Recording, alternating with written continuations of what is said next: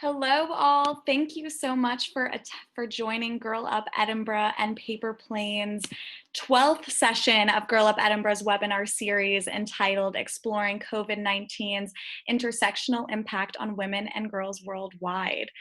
So today we are so honored and thrilled to have these amazing speakers with us to discuss the impact of COVID-19, as well as the recent tragic explosion in Beirut, impact on education, on girls, refugee and conflict-affected girls' education.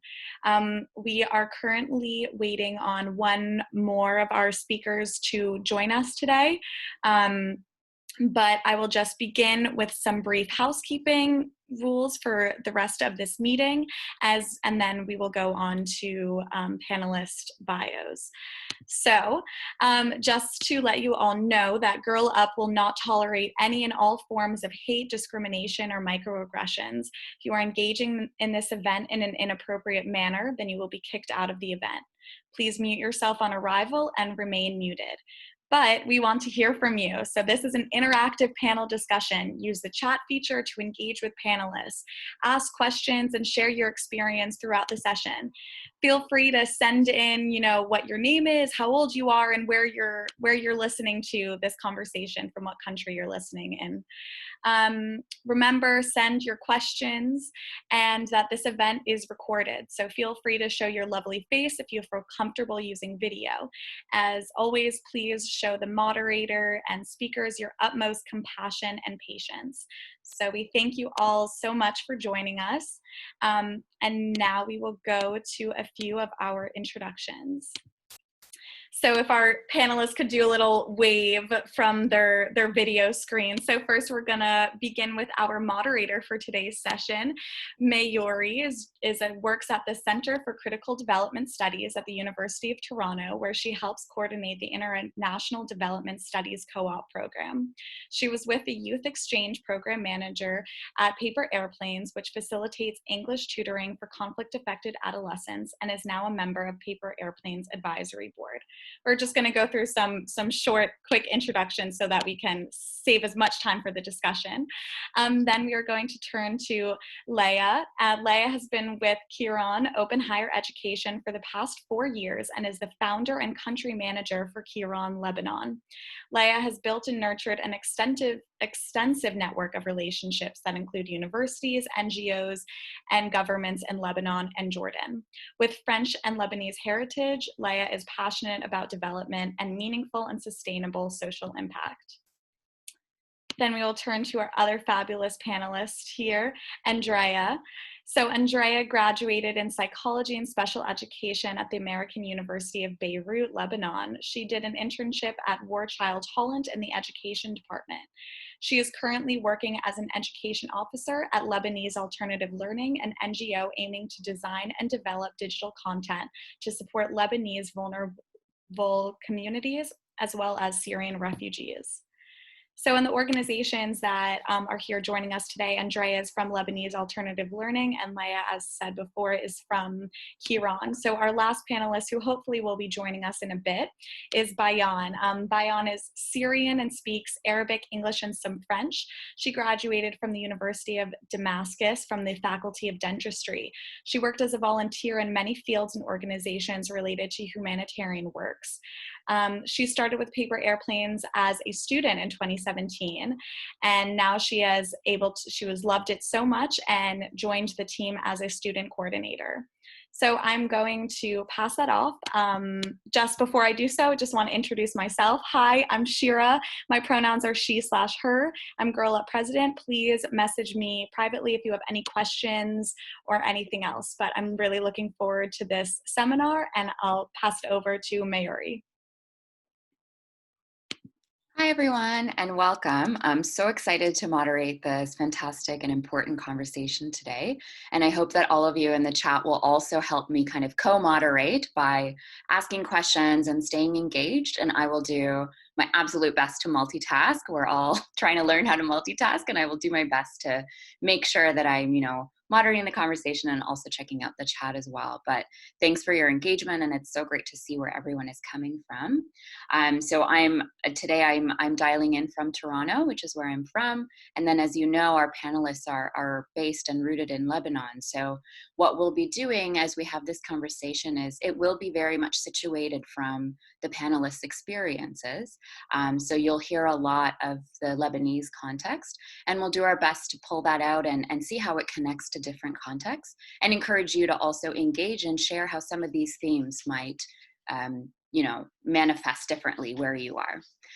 So Shira touched a little bit on the organizations that Andrea and Leah are representing here today. So I'd love to start with that, Leah and Andrea, if we could just tell us a little bit about the organization, but more specifically, the demographic of students that your program reaches, and what has the demand been like since your time there. So we'll start with Andrea. Hello, everyone. I'm Andrea. I'm working with an NGO called Lebanese Alternative Learning, and it's just going to be easier for me to say LAL for this webinar. So just real quick, LAL is an EdTech NGO, and we try to reduce the gaps between privileged and underprivileged access to education through technology.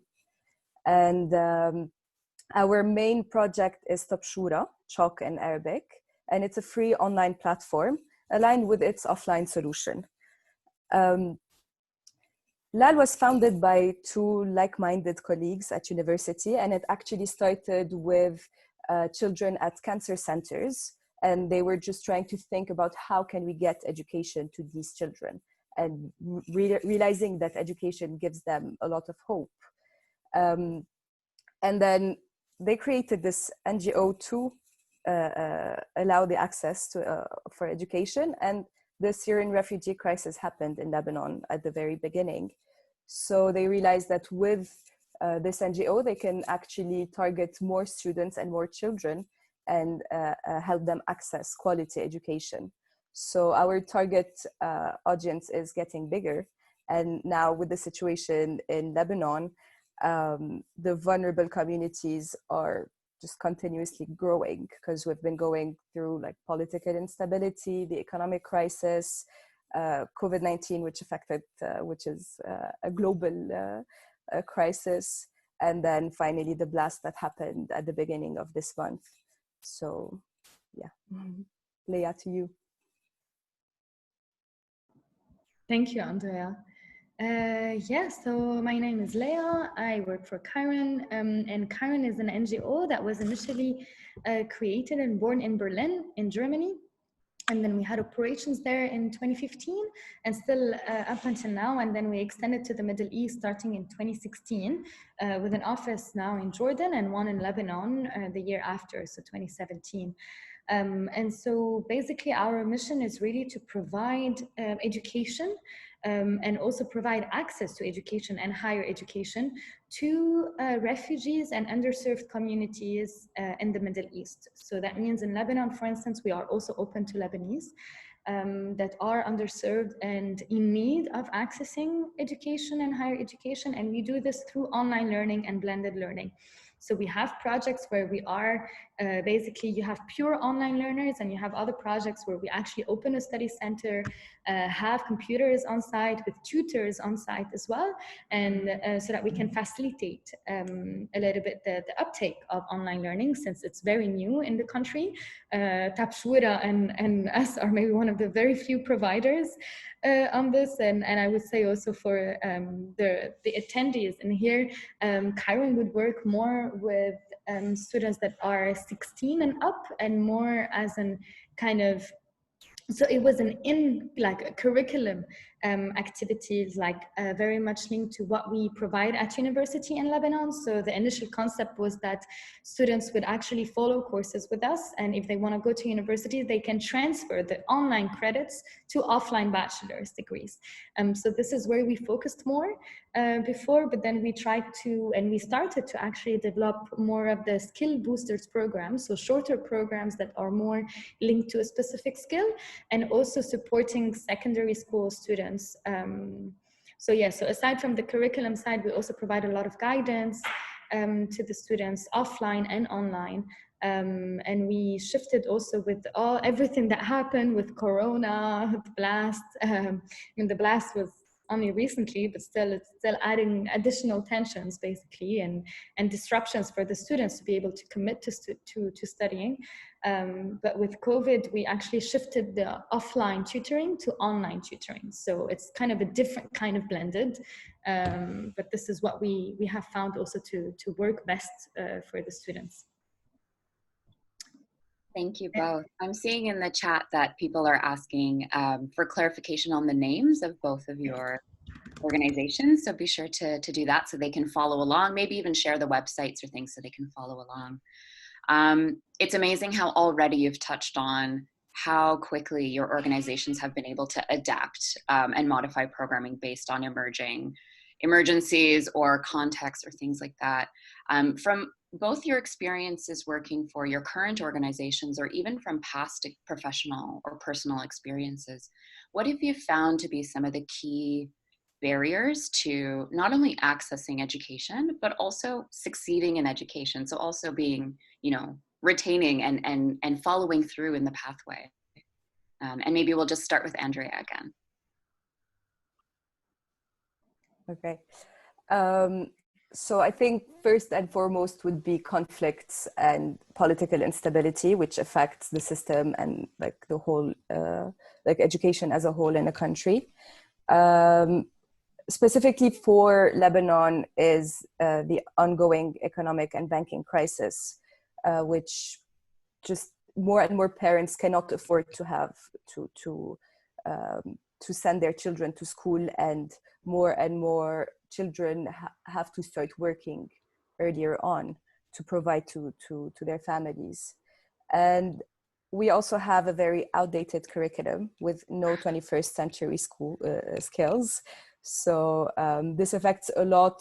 Like I would link this one to succeeding in school, because students are just there to memorize the content given in a very traditional way, and without the appropriate skills to be able to actually be autonomous learners or seek knowledge and look for knowledge and understand and internalize the knowledge that was given to them.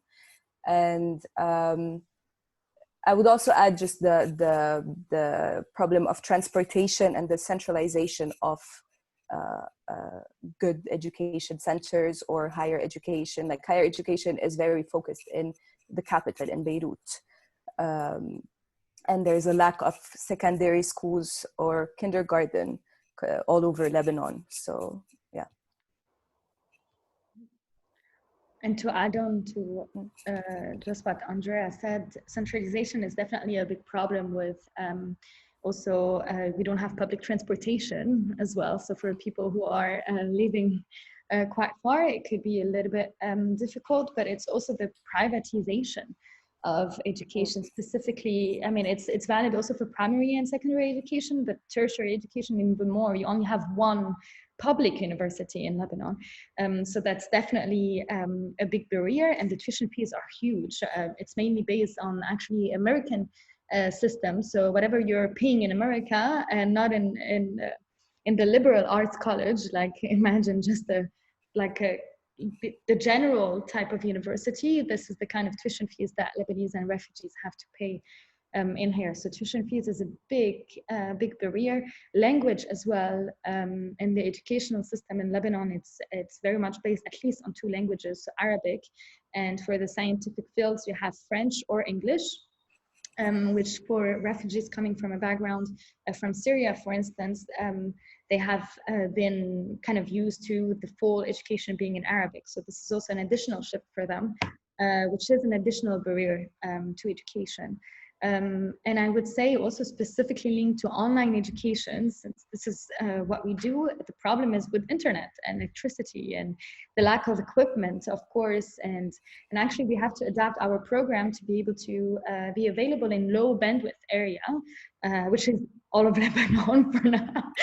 But even more specifically, of course, in refugee camps and and even more remote areas than big cities like Beirut.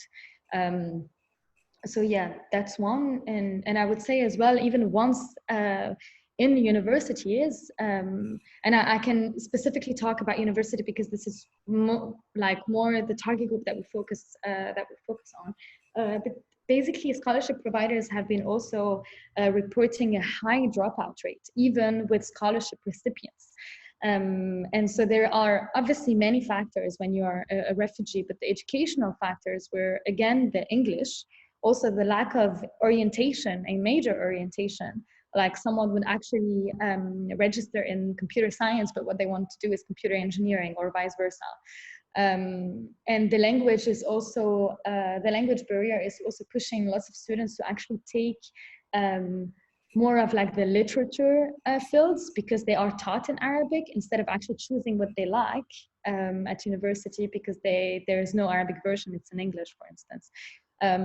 So those are also additional barriers or difficulty for students' retention once at university. In school, I bet it could be similar, but I guess maybe you face other challenges that we're not familiar with. I actually want to add on the private part of it, and I saw that there was a question in the chat about schools in wealthier communities are better generally in the US. It is the same in Lebanon, and especially you have the clash between, like Leah said, private and public sectors. And usually the private sector do have like already, just to start with a better curriculum, because I talked about like outdated curriculum, and I'm going to link it to private and public sectors, because usually the private schools have their own curriculum, have a curriculum that the school actually created, where you have the 21st century skills, where you have competencies, co-curricular activities that are not present in the public sector. And so yeah, that's I think answering two things at the same time. Yeah, that's fantastic. Well, and I think both of you have really shown the sort of system of barriers, right? And how it really cuts across so many different elements of someone's life. But I want to take that and also using the question in the chat, shift that to kind of identity and the intersectional factors. So the barriers that you've spoken of, they'll sort of manifest differently depending on someone's gender or class or ethno-linguistic group, as you touched on, sort of the curriculum and the language of instruction, and status as well, like whether they're refugees or domestic citizens. All of this really changes the way that people can access and also succeed in education. I really love what you said, Andrea, about the curriculum, because I think engagement in schooling is so important, and to see ourselves reflected in education is really important. So I'd love to then, take this conversation about the system of barriers and then root it a bit in that intersectional analysis. So how have you found the impacts of those barriers to be different depending on some of the factors that I've mentioned? And we can talk about gender specifically, given the name of this panel. So I can start with gender if you want, and I think I'll just let it go up to higher education to you, Leah. So for the gender difference, you don't really have like okay. I'm going to talk about like the binary boys and girls here. So you have a higher dropout from boys in vulnerable areas in Lebanon during adolescence, because usually it's the time for them to stop going to school and start working and providing for the family. So you have a very high dropout of boys, but girls usually stay at school until they get married. So it's like while waiting to get married, they have an education. But they are not expected to go to universities. And I think that's where, Leah, you can add. I'll talk about other things later maybe. And but maybe you can add about like the gender difference at university level. Yeah, definitely. If you want to stay on gender, I mean, for us, it has been in our program, what we have seen is we always manage to have like a good proportion of women participating to our program with online programs. So basically between Lebanon and Jordan, we have between 35 and 40% of women participating to our program, which is actually a higher rate than what we have in Europe. With the same programs, more or less. I mean, we do localize some things. And so we've been trying to kind of understand as well why there is this difference in participation in a way. And for now, it's only assumptions. We're still kind of studying the case and getting to know why. We have kind of like the most commonly agreed upon assumption, that is that online learning can actually get to your house if you have internet in Lebanon, but it can actually get to your house. So it's also like kind of raising a little bit the access for a woman that might be still very much into the culture and the traditions to actually take care of the kids, specifically if the economic situation is not very well in the household. So actually, taking care of the kids, etc. So at least this is coming into the house. But then when we did also a need assessment for a project called Padalea that we have that is funded by UK Aid, we did this back in 2017, and we actually saw that a large portion of women would like to study nursing, for instance, and those type of jobs that are a little bit more social, whether it is in Lebanon or whether they want to come back to Syria. So we started developing some units linked to this as well, and diversify the topics that we have at Chiron to also be able to attract more women. But even in coding courses, in computer science, we also found a higher number of women, which was super delightful in a way, because there's also kind of an overall culture in Lebanon, which is like, you have to be either an engineer, a doctor, a lawyer, or a lawyer. So this is quite restrictive, basically, if you want to find a job. And that doesn't even mean that you're going to find a job. And this is adding on the job market limits as well that everyone has. It's not only on gender, but it's for any non-Lebanese. You cannot have a syndicated job, also kind of create your own company. You're restricted if you're Syrian also to only 3 sectors: agriculture, construction, and environment, and also low-scale jobs. You cannot be the engineer, agriculture engineering, or something. So yeah, those are like kind of adding barriers as well, and on gender as well with perspective. But so far, online education have really strained some female participation so far. Can I ask you a question, Leah? For the courses, sorry, Mayuri. for the courses, you were saying that the women are going towards nursing classes, but they are interested in coding. But do you see a difference in the types of courses that they're having between, like, the difference between girls and boys? And I didn't get your question. You mean sorry, I have it in French, so badly translated. No, I wondered the difference, like in scientific courses, for example, versus like, okay, you have nursing, they are interested in nursing and the more social aspect of but like a lot of girls, do you have a very big difference in the scientific and the STEM courses between in the rates of boys and girls attending the classes? Okay, I see what you mean. Like the different proportions depending on the fields. I would have to, I would have, like, I don't want to lie or say whatever number. I really have to check depending on the fields.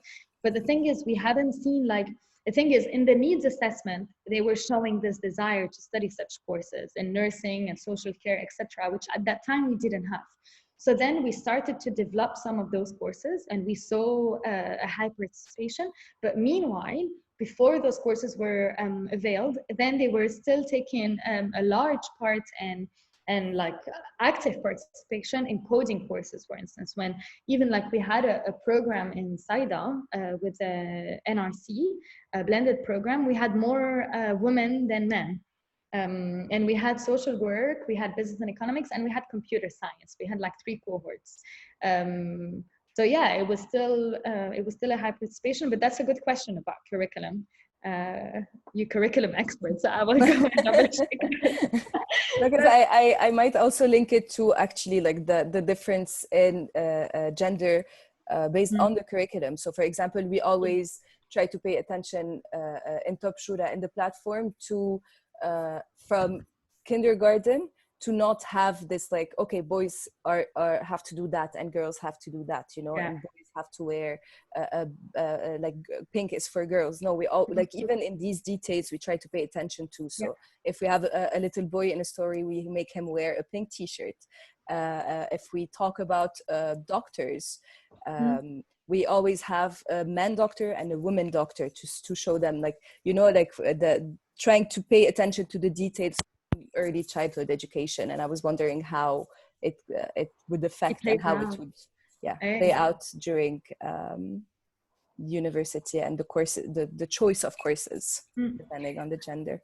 Yeah, just to answer directly this, I think with Karen, we won't be able to see this evolution. I think with you at Tapshura, because you're working already on the curriculum at earlier ages and having this different approach, this would be an interesting study to see then what they end up doing, basically, and this actually played a role, because also it's very unconscious, like maybe they won't realize that the t-shirt is pink and that it shouldn't be pink, maybe based on what they know, but it would be kind of like subliminal. Hoping. So I think this would be an interesting study. For us, we're already getting the students at a later stage. So it's really 16 plus, and even the majority of our students are 18 plus. We only had like a few cases at 16. So I can't answer this. This would be super interesting. Maybe to even link Lal to Chiron. Exactly. And to see the opportunities and how the behavior might change. I love that everyone is able to watch sort of a partnership in practice, like what's happening, you know, how these conversations will usually go when 2 NGOs find each other. Beautiful. This is almost a private meeting between Andrea and me, and then we open it for more people. Beautiful.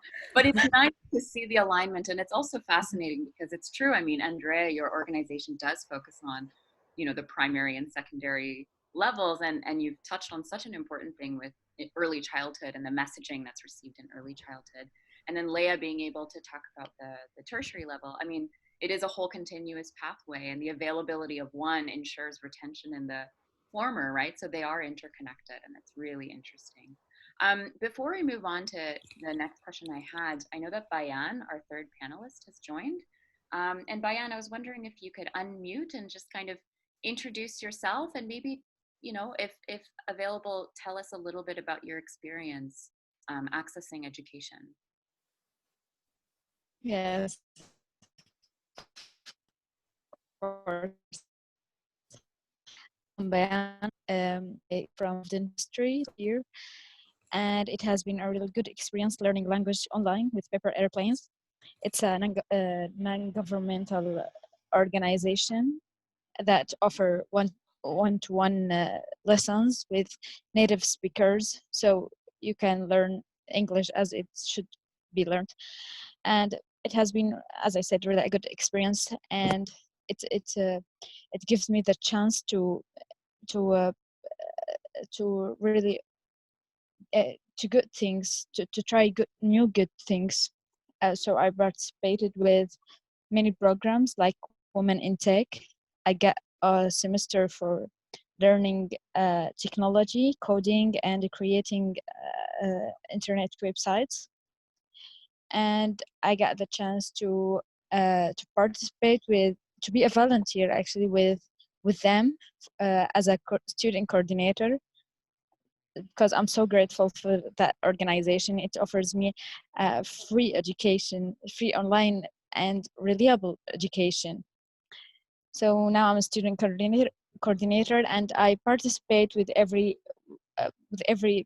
available chance to giving webinars and helping people.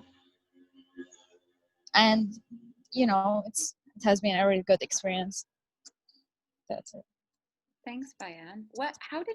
I'm curious, how did you find these organizations? Because you accessing, this course, like the skills course in Women in Tech and other opportunities, how did you find them or come across them? Actually, all of that was online because they have websites and they have a Facebook page. I saw their post there and started, things are starting all over after everyone that it's available to everyone to see and to participate. There are applications, so and they have uh, they have criteria to determine whether the one is accepted or not. They actually in particular uh, focus on conflict affected people and refugees, and the situation in Syria. Yeah, that so all of what you need is to have internet access and to be active and just follow your schedule and your lessons. That's all what you need to participate with them. That's really interesting. Thank you, Bayan. And actually, you've touched on something interesting in terms of criteria, like a student criteria for programming. And Andrea and Leah, I'm curious, to Bayan's point about how this program that she accessed was specific to conflict affected girls, what do you see as kind of the strength of having a tailored or specialized program, and specifically for conflict affected individuals? Until now, we've been talking about education quite broadly, right? I mean, those that typically wouldn't have access to education, how can they get it? So what do you see as kind of the benefit of having tailored programs like what Bayan's talking about?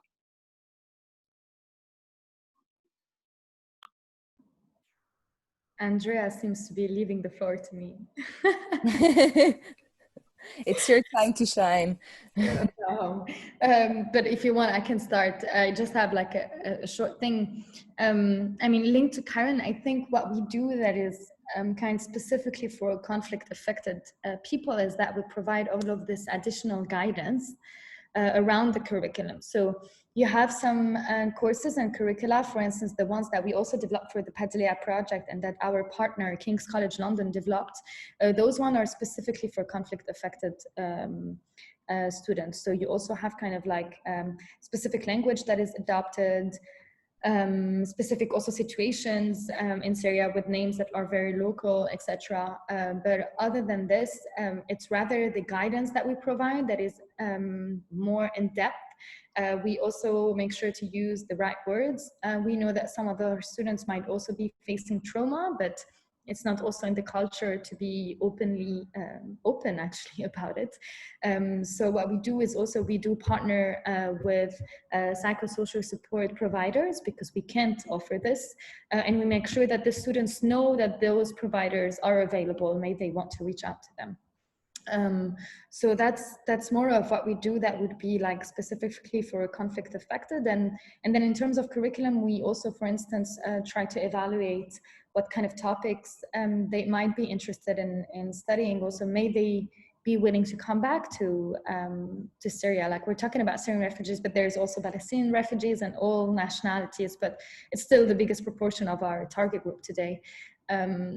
So yeah, so that's mostly basically what we have experienced at Karen, but I'm sure Andrea has more. As additional. I think I want to start by saying we listen. We don't assume what the needs are. We don't say like, yes, they have to study this and they have to learn that. We learn that way specifically. We listen to their needs. We check like I can give the example of language.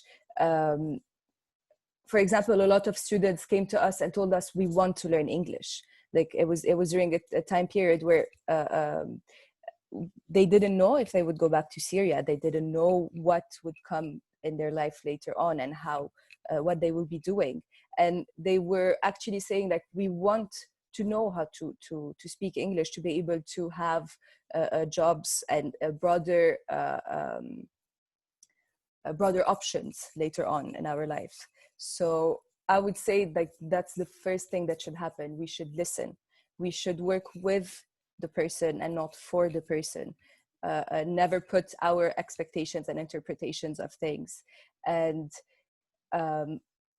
always adapt it to the specific needs. And I think I want to just underline the importance of digital education in that. It does specifically that. We can adapt, we can work with the person, we create the curriculum, we design the curriculum, we pilot it, and then we can rearrange, readapt depending on the needs.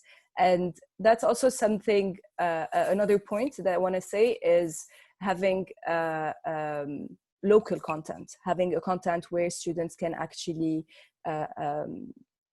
feel, how do you say? I forgot the word. Identified. Yes, thank you. And so they identify to the lesson, and they feel more involved, and they want to learn more about this. Again, I bring it back the curriculum, but the curriculum is so outdated. You have countries that don't even exist in the world. Children won't feel like they want to learn if it's something that doesn't even exist anymore. And it could be something like just having, for example, we have a project where we work on local superheroes and talk about the history of Lebanon, and it's for kindergarten. So it's just, small historical facts, but at least they're superheroes that they can relate to, that they can feel like, yes, I can be that person sometimes. And I'm very hopeful answer, I think very like emotional answer, and I hope I answered the question. Absolutely. I think, what you've touched on, the importance of when you deliver these programs, first of all, listening to the community, and then contextualizing the education itself.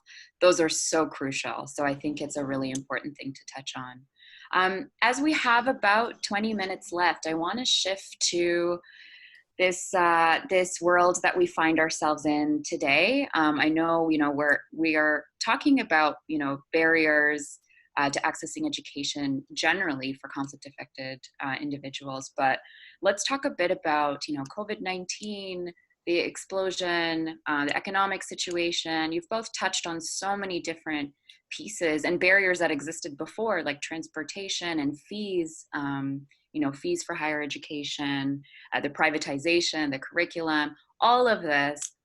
We have a sense of how this is all playing out for different groups, but today, in this context, with all these different factors, how do you find that this pandemic has exacerbated some of those barriers? And what has your organization done to kind of ensure that you have quality delivery of your programs? And let's go with Leah this time. Thank you. For us, definitely the fact that in the first place, we don't have quality internet, and also electricity cuts are very often during the day, even more since the revolution, we would say. And like even Beirut, who used to be only cut for 3 hours, is now praying for only 3 hours of getting electricity during the day. So it has really shifted a lot.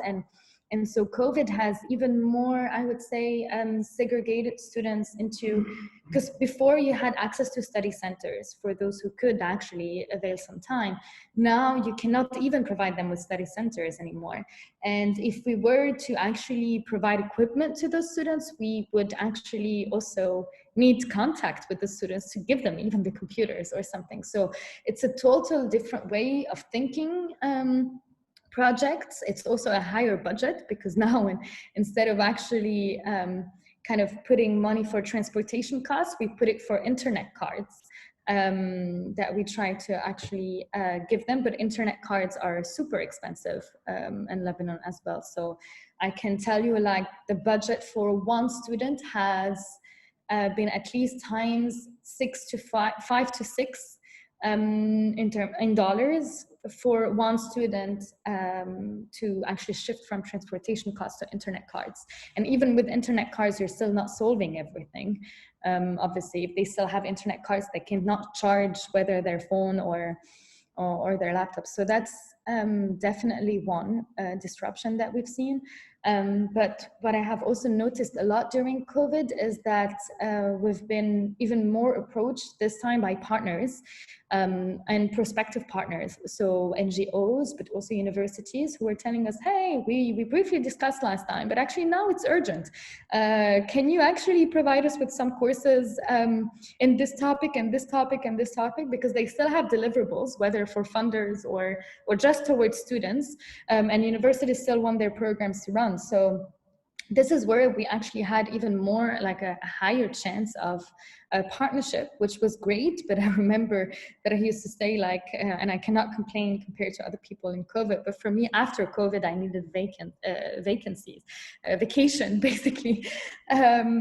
So this has been great. And I think this also nurtured it to an overall sentiment at Karen that we needed more partnership. I'm not saying Lebanon specifically pushed for this, but it definitely contributed to this new concept that we call the collective impact campus, and that we also started with paper airplanes even before actually the crisis, where we want to integrate content, digitize more of maybe some offline content that you might have, we digitize it. And if you have already an online content, then we create a partner space on Karen Campus, our platform, where the students can have access to all of these complementary offers. So yeah, that's definitely one. And then there's this overall opportunity also on the online regulation, because it's not officially recognized in Lebanon. It's still considered as an informal education, and non-formal education is not recognized. And so it very much depends on who is at the head of the Ministry of Education or the Director General of Higher Education. And yeah, so since also we have had some switch in governments, as you know, in the past months, so this has changed a lot as well. So we hope Corona is actually going to give us more leeway and opportunities to legalize this, but this is not yet showing to be the case. Yeah. So I'll take it up on the increasing work that we had during COVID, during the confinement. So once the confinement started, people in Lebanon started realizing the importance of digital education, and we started feeling the pressure to upload more and more courses so that we can help the most students. And so it was amazing. And we also have so much more partnerships. We have a lot of new projects. For example, we are working on remote pedagogy and teacher support programs. And I will come back to this because we actually have some numbers about how teachers adapted to COVID-19 during the confinement. But I just want to say we're also working on project-based internet-free education resources with education above all. And so to bring it back, I'm sorry, I'm going to have to look at the results of the research. But there was the problem of internet connectivity to begin with, and of electricity in Lebanon. And for that, Lal, we had an offline solution. So we had a small box that allows the offline deployment of our content. And again, like Leah said, we used to give them to our partners and to educational centers where they actually had refurbished devices or computer labs, tablets for the students. But all of this is not here during the confinement. So we were trying to find a way to be able to, for example, put the box with the content on it in municipalities so that the students would be able to just download the courses they need, do them, delete them, and then go back to the municipality, take the second course. Like, we were trying to find different ways. But I'll bring it now to the research we did about how teachers coped with education during COVID-19. And especially that, again, no internet connection and no reliable electricity. so they cannot really give synchronous classes. They cannot open Zoom like we're doing now and have the classes on Zoom with their students. Most of them actually used mobile phones, and up to more than 80% of the teachers used WhatsApp or Telegram to communicate with their students. And for the ones using Telegram, for example, you don't really have a feedback, so they don't even know what student who listened to the classes, if the students actually listen to the classes, if they are understanding what was given. So it just became, like the YouTube videos of the courses. So just the teacher filming herself and doing another traditional course, but just in front of the computer. But they have been trying their best. So again, I'm going to link it to the teachers. I'm going to link it to the efforts that the teachers are doing, but to the lack of resources present in Lebanon. So that is what the teachers had, and you could actually hear the frustration in teachers' voices during that when we were asking them the questions and everything. And so yeah, I think it's like everywhere else in the world, it just took all the disadvantages and just exponentially, it was just like exponentially grown. And you just reminded me of something, Andrea, is the fact that there was no change in the curriculum, as you said as well. And there was like, for instance, Karen came into Lebanon like 2 to 3 years ago, and we were pushing for people to get a little bit more familiar with online learning. I'm not telling you to only use online, but get used to some of the tools of online learning. And the fact is that they did not change the curriculum or even the approach, the pedagogical approach to it. And so with COVID, they actually faced a wall where, wow, like we actually have to use online learning and we're not prepared and we're not trained. And so teachers as well were not trained. So for instance, Karen had also to change the tutors training and teachers training to even be more adaptable to the current situation. But luckily enough, we knew that this was coming even before Corona by just entering the country in the Middle East. So yeah, but definitely we had to intensify it and make it even more available to students. So this is something Corona kind of, it's a good thing, but it did put them in a corner, which was also negatively spinning over the students and the students' learning and ability to understand. Mm-hmm. And Bayan, if you can hear me, I'd love to know how you accessing education as a student, how has that been impacted by this pandemic and all of the other impacts that we've seen recently?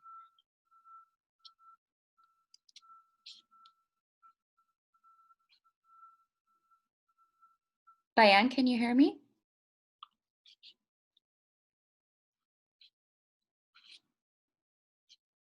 Okay, we can maybe come back to that. So let's continue on this thread of remote pedagogy and teacher training, because I think it's really true that this teacher-student dynamic is so important for an inclusive and healthy classroom. And now we're seeing that same dynamic shift over to online. So what have you experienced as kind of the role of teachers in this conversation? And you briefly touched on teacher training, but what has that kind of looked like? Andrea, go ahead. Okay, yeah, I can start. I was just unmuting myself, Leah. So I would say, like, we always have to think of education as a whole ecosystem, and we cannot talk about education and the students without talking about the teachers, the administration, the parents. We really need to get everyone involved to have a safe space and a safe environment where children can grow. And if the space is not safe, the children will not grow as much as they can. And they definitely can grow so much. And I would say like a lot of time we forget the teachers, especially in emergency and vulnerable areas, because we forget how much pressure and how overwhelmed it is to be a teacher in these situations. Usually a lot of the classes are like you have too many students in a class. You have students from very different levels. So it is not easy for a teacher to be able to handle all of these students, and all of these students coming with like various levels, background levels. Also, the language would be another point of pressure for the teachers.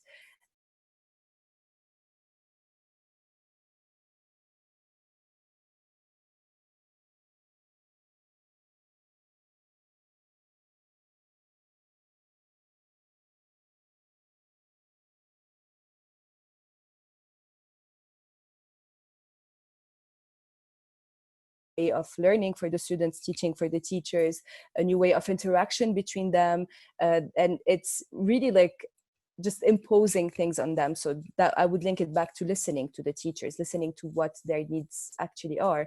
And for example, in Lebanon, a lot of people at some point talked about digital education, but they were really just referring to just big names that they can have, like National Geography, a lot of like big resources online. I just give that example, but and without necessarily having a strategy to include them. Like it could be very interesting to have them in Lebanon in the schools, but we need a certain strategy to include them in the curriculum, so that we don't just give teachers random resources and be like, okay, just like use these and teach these to the students. And that's why I think a very big strength in Atlal is that we align our curriculum while updating it to the learning objectives of the Lebanese curriculum. And we always say learning objectives because we update we update the Lebanese official curriculum, and we keep the learning objectives and in the same orders of the Lebanese curriculum, so that the teachers could just go back and find the resources that she needs. Like, I'm teaching this chapter, okay, I have this chapter online. It's a different interactive way. It's a blended way of learning, but at least everything is cut clear and not just imposed on them. Anything to add, Leah? That's on to me. Yeah, actually, on what Andrea just mentioned, this reminded me that, because of Corona and also the revolution, so the students in Lebanon have been interrupting school a lot. Corona happened like mid-March, but since October, actually, most of the students couldn't go to schools anymore. So with all of this interruption of studies, the ministry has decided for the baccalaureate only, but they actually distributed the baccalaureate, which is the high school certificate, to everyone. And why also they did that, I was like, why do you do that? Why don't you just take the grades of the schools, which is still a valid, I would say, factor that they could have taken into account. But something that I learned is also that each school, talking about the chapters, each school actually start with the chapters they want. So even if they wanted to do an exam for everyone, you have a school that started with chapter 20 and the first one who started with chapter 10, and so it's not even aligned actually for like at a time T that everyone has studied the same thing more or less. Like, so anyway, but for the teacher's role, I think I also already a little bit went over it, that training is definitely key. And that was also training in changing the pedagogical approach. So I've had lots of like mixed feedback, and not from our courses, but like from how online classes were happening in Lebanon. So we had like, I had some people around me telling me, I loved it. I was actually even more concentrated in online courses, because first everyone is muted. So you don't have your neighbors that are doing maybe unnecessary noise if you are the type of person who wants to actually focus in class. So that's one. And second, the teacher were prepared in this case. The teachers were prepared, and they actually prepared slides in advance. Even everything that they used to give, they give it also digitally. So with the text that is written, whereas in class you only have the teachers who's reading what they have prepared before, but they don't provide the text of what they're actually saying, and everyone has to take notes. So you had this aspect, and you had the other aspect that they didn't understand anything, that it was like very difficult to actually follow a class with all of the internet connections. So definitely there are things that you cannot avoid, like khalas, no, equipment and internet is a problem, but there are stuff that you can avoid that are linked to teachers training and pedagogical approach. So maybe this is also a hope that I have, fingers crossed, in terms of curriculum, that this crisis will actually push the Lebanese curriculum to update more quickly, like both in terms of content, but also in terms of teaching approach as well, and that we're less of a learning to test and teaching to test approach, and more a real learning to learn approach. Yeah, So, I love that, learning to learn. Thank you both so much for really just providing such a breadth of understanding of the system in which education operates. I think this conversation has been really amazing to show, you know, the delivery matters, the content matters, that the barriers are immense, and some of them are infrastructure based, some of them are identity based, but that we need to be, you know, our solutions need to be holistic and consider all of this. And using Andrea's words, that the first thing we need to do is listen and understand what the needs are within a very particular context. So thank you both so much for really like taking us through that whole learning and understanding of this. So to end off, I'd love to kind of move to just the different actors. So all of us here in this discussion, we are, you know, we'd love to be empowered to be actors within this crucial conversation. And it sounds like, you know, in terms of infrastructure, there's different actors. In terms of content and curriculum, there's different actors. But us as individuals across the world, what can we do? You know, what would you advise us to do to kind of really push this forward, to ensure that in the wake of COVID and all these other barriers, that girls' access to education, especially conflict-affected girls' access to education, remains a priority? that's a big question. Andrea, go ahead. For big questions, I have honestly like inspirational talk. But the first thing I would like to say is always think of how do I put this? Always have a conversation first. Always have conversations with without having your own perspective of life getting like blinding you, because sometimes we ask questions, but we ask them in a way just to justify and underline how we were feeling without really listening to the person. So again, I'm just gonna repeat listening all the time. But just to have an actual understanding and deep understanding of the culture. So it depends on who you're working with. You have to be careful. You have to understand and actually listen and deeply understand what their stand is. And I would say be open. Always be open. Don't set a goal. Don't say like, I want to be doing this with this community before having this conversation. Before having this conversation, I would say actually draw a map, and let the map guide you towards this goal, not set a goal and then just draw the map to arrive to it. Choose your fights.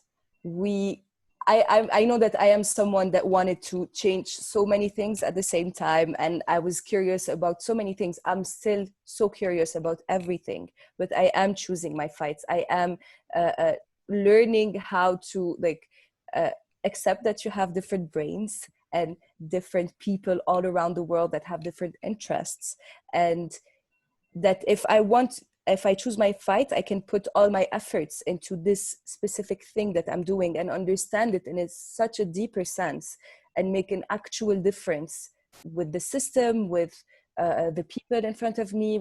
So it depends on what you want to do. But again, conversation, being open and choosing your fights, and actually looking what's happening on the ground, not just deciding to do something on your own, but looking for what's happening on the ground. How can I be of additional help? How can I see with the experience of the people that have been on the ground for so long, what can I do to help? How can me personally, with my skills, it depends on each person, but just believe in yourself. Thank you, Andrea. It's so inspirational that actually you should have closed this one.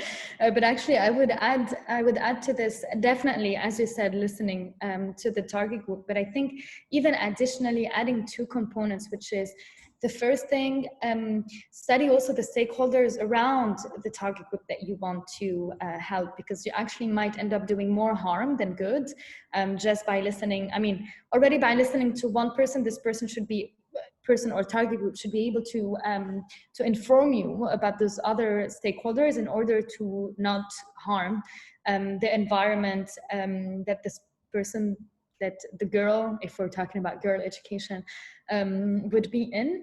And secondly, I would also say this is something that we're trying to do as well, very much at Karen, is obviously we are very student-centered, so we actually listen to the students a lot, and we don't do anything without actually having kind of like some data that shows that this is an interest of students. But from experience, we've also been kind of pushed to also have a balance with what's realistically achievable. So sometimes also you have a lot of students that wants to study a specific field, but afterwards they want to work in it. And you know there is no work today in this field. So actually you would do more harm by doing this. Doesn't mean you have to force the student to study something else, of course not. But you can find a compromise where this can be still an extracurricular activity, a hobby that you want to do, and still do something that is somewhat linked to what the person wants to achieve, of course. And yeah, that's an overall thing. I think the main best message for me would be like, do no harm.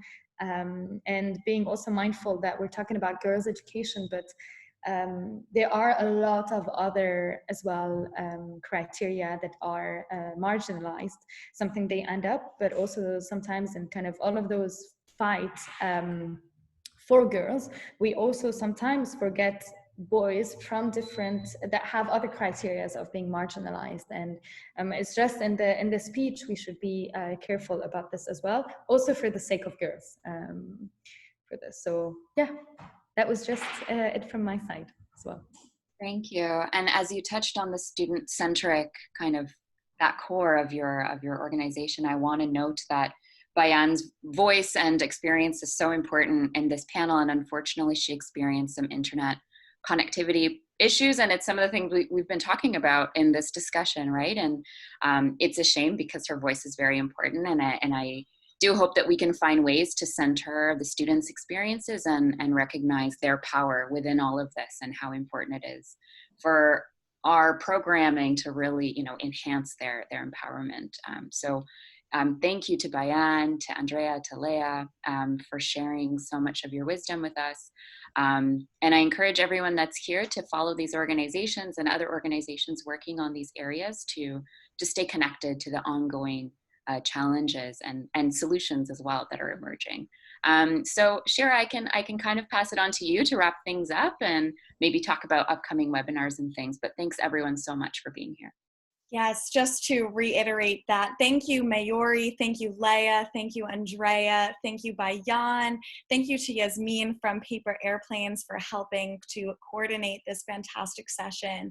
I mean, I've learned so much. This has been so inspiring, and it's been so interesting to hear how a lot of kind of these similar issues and the similar intersecting issues of economic insecurity, language barriers, and money and poverty really, they manifest differently all over the world, but a lot of these issues, we see them, especially when it comes to the digital divide and access to technology.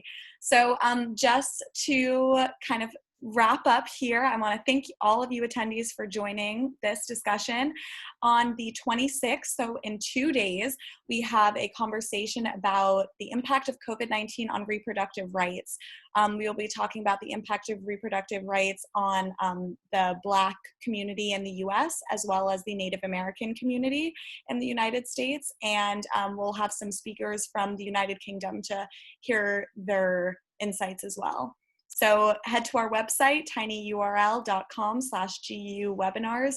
Follow us on social media, and we really encourage and implore you all to follow Chiron and Lebanese Alternative Learning in their adventures and their projects, and we hope to see you all soon.